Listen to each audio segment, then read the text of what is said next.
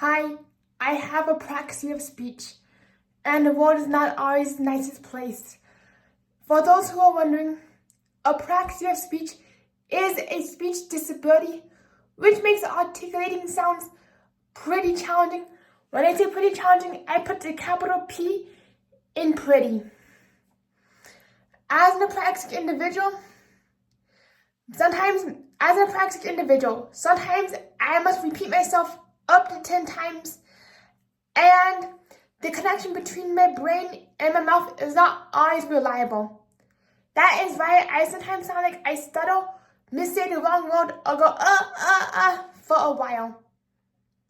The unfortunate thing about the world we live in is that my society, in particularly Western society, often judges people for the way that they sound, and they often mistake my speech disability as my lack of intellect. I honestly face a lot of challenges just because I sound like that I lack intellect, and therefore I am not eligible for promotions. I am not eligible to be the lead presenter, and especially I am not eligible to take on leadership roles. That is some examples of some of the many challenges I face in the world.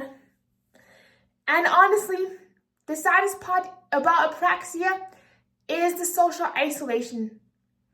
I cannot speak until the age of 4, and by the time I was ready to say sentences, by the time I was ready to say words, everybody already moved on. By the time I was ready to say simple words like moo, ma, no, everybody already moved on to complex words such as house, cat, bat, mouse, and escalator.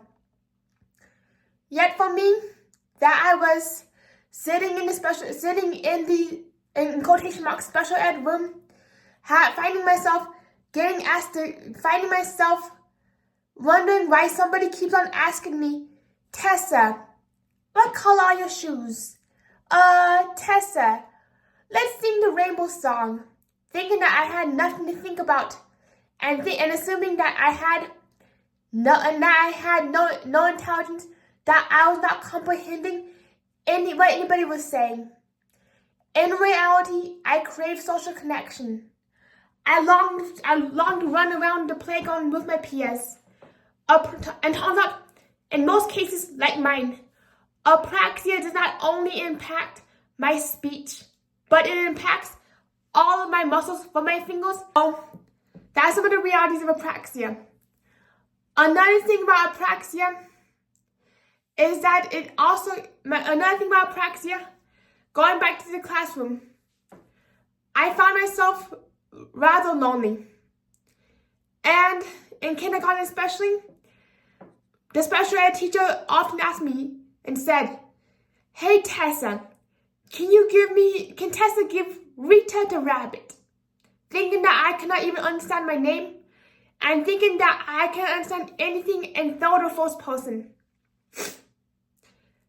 Also, on a side tangent, the way I'm speaking right now, I am speaking without a script, and therefore my speech sentences, my syntax, and my delivery may sound rather immature. It may sound youngish, as if I am a 13-year-old. However, I am 24 years old, and I turn 25 next year. Yet, I am often mistaken as a foreign exchange student, a 13-year-old, or someone intellectual, or like somebody who is unable to articulate, which I do have trouble. So going back to the classroom, I mostly spent my days crying. I mostly spent my days in the peace garden, just thinking to myself, daydreaming, while everybody else ran off. In middle school, this is when it gets really hard for me. I often found myself isolated, and by the time I went to friends, everybody was able to speak in paragraphs. I could barely speak in coherent sentences, and I was 12 years old. Unfortunately, Unfortunately, nobody was interested in hanging around somebody who is not verbally witty or came across as young for age. Despite that, I was in advanced math and I was passing my science and my English class with flying colors. Yet whenever I asked if I could be in the department, whenever we were doing group projects, my request to join people's groups were often ignored, and I often got partnered with people who were either in the bathroom at the wrong time or were absent. So conveniently, I was the one doing the majority of the work. That is one of the disadvantages of apraxia that still rings true for me in my life. And also, socially, nobody had my back, except for the adults and the teachers. I do recall the relentless bullying. I do recall just how hard I had it in terms of by the times I was ready to make friends, everybody else in my middle school had a close-knit group of friends. I mainly sat alone at lunch, and I mainly just went to at-lunch tutoring just so that I could have a distraction from the cafeteria. Fast forward to college. I thought that by the time I turned 18, my apraxia would magically go away. Nope, it didn't.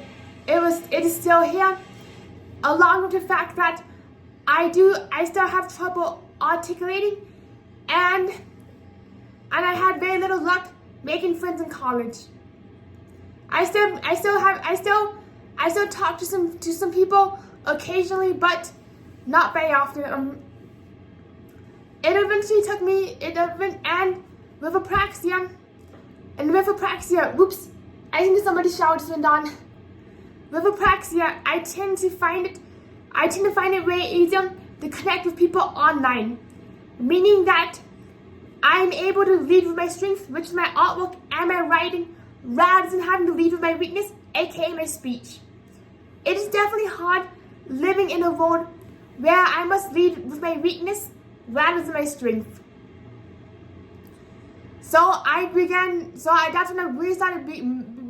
That's when I really started getting active in the online space and especially on Facebook, where I found a really good community of other like-minded individuals, and we could text all day rather than having to verbally communicate.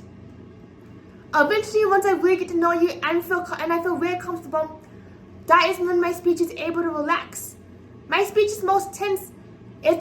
My speech tends to get really tense whenever I am talking to somebody new, under immense pressure, or trying to impress somebody or make a business deal. That is why I have a harder time getting ahead in the world and moving up the career ladder. So that is a snippet of my reality as an apraxic individual living in the United States of America. If you enjoyed my story, and if you found my story if you found my story interesting, please be sure to give Slots of Info Dumping on YouTube a subscribe and to thumbs up this video to see more videos like this in your feed. I hope you have a productive and restful day. See you in the next video. Bye bye.